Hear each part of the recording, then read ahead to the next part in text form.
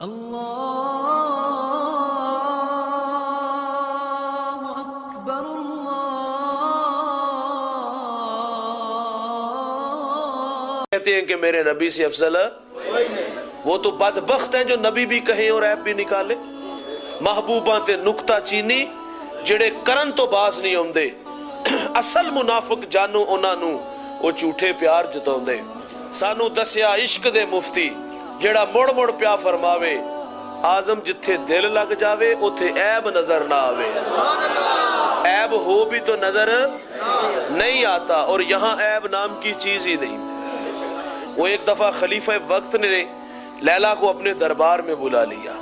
اس نے کہا بھائی تیرے نام کے بڑے شورے سنے ہیں، میرے خیالوں میں تھا کہ تو حسن کی پری پیکر ہوگی، نرگسی آنکھیں، شربتی لہجہ ہوگا، تبھی تو کیس تجھ میں کھب سا گیا۔ عجیب دیوانہ تھا کہ تیرا نام ریت پہ لکھتا ہے، سوال ہوتا ہے کہ کیوں لکھتے ہو؟ جواب میں کہتا ہے کہ لیلا کا نام لکھ کے دکھی دل کو تسکین دے رہا ہوں۔ کبھی کتے کے پاؤں چومتا ہے، سوال ہوتا ہے کہ انسان ہو کہ کتے کے پاؤں چومتے ہو؟ جواب دیتا ہے کہ یہ کتا کبھی کبھی میری لیلا کی گلی سے گزرتا ہے اور اس لیے اس کے پاؤں چوم رہا ہوں۔ کہا اتنے تذکرے سنے، دیوانہ کر دیا، پاگل کر دیا۔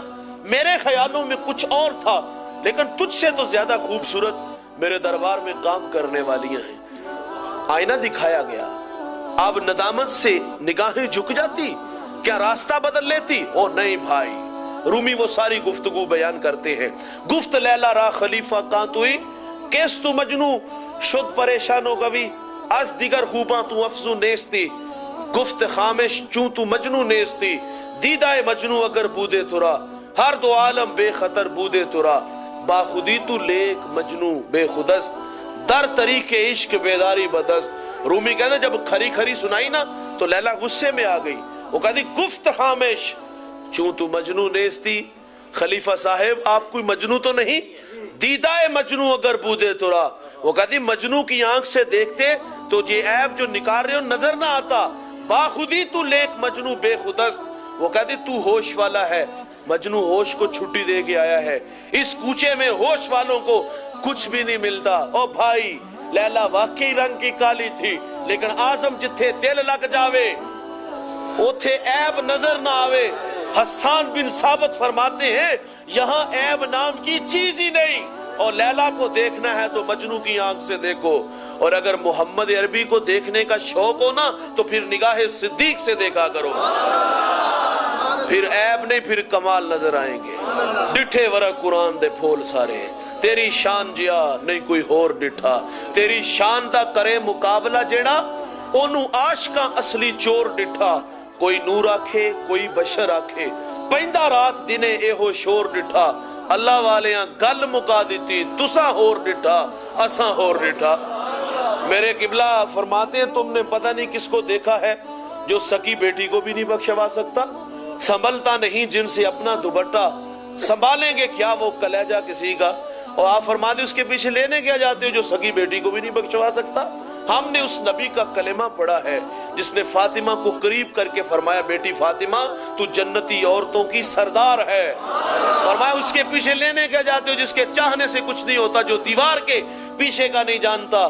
ہم نے اس نبی کا کلمہ پڑھا ہے، یوں انگلی کا اشارہ کرے چاند قدموں میں آئے، سورج عصر کے وقت پہ پلٹ آئے، او سکیاں کھجوراں اگا جان دائے، او گنگیاں تھی گلاں کرا جان دائے، او پتھراں تھی کلمے پڑھا جان دائے، قطرے کو سمندر ذرے کو ستارہ کرتے ہیں، کونین کو خم آ جاتا ہے جب زلف سوارا کرتے ہیں۔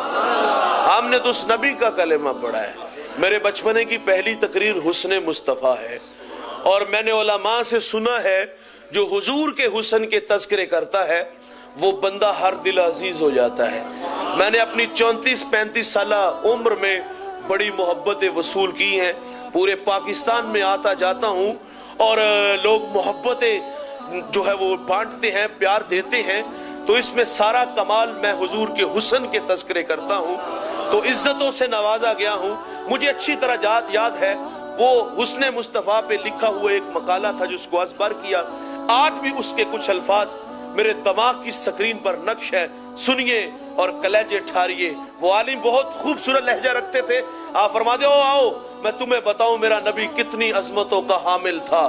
وہ اگر اٹھے تو فلک کو عروج ملے، بیٹھے تو دھرتی کو سکون ملے، پسینہ آئے تو گلشن مہکنے لگے، بات سنائے تو پھول جھڑنے لگے. جس کے چہرے سے صبح کو سویرا ملے، جس کی زلفوں سے شب کو اندھیرا ملے، جس کی تبسم سے جنت مچلنے لگے، جس کے غصے سے جہنم ابلنے لگے، وہ نبی اشارہ کرے آفتاب شک ہو جائے، انگلی اٹھائے ماہتاب فک ہو جائے. وہ نبی سر اٹھا کے بولے قرآن بنتا جائے، سر جھکا کے بولے تو حدیث بنتی جائے. ہم نے اس نبی کا کلمہ پڑھا ہے. اس نے جب حواری نے کہا آنے والا نبی آپ سے بھی افضل ہوگا، جواب سنیے، کلیجے ٹھاریے. حضرت عیسیٰ علیہ السلام فرماتے ہیں تم افضل ہونے کی بات کر رہے ہو، اگر اس نبی کے نالین کے تسمے کھولنے کی سعادت مریم کے بیٹے عیسیٰ کو مل جائے نا تو یہ بھی بڑے مقدروں کی بات ہے. تو پھر ہم کیوں نہ کہیں یہ میری خوش قسمتی، میں تیرا امتی، میں تیرا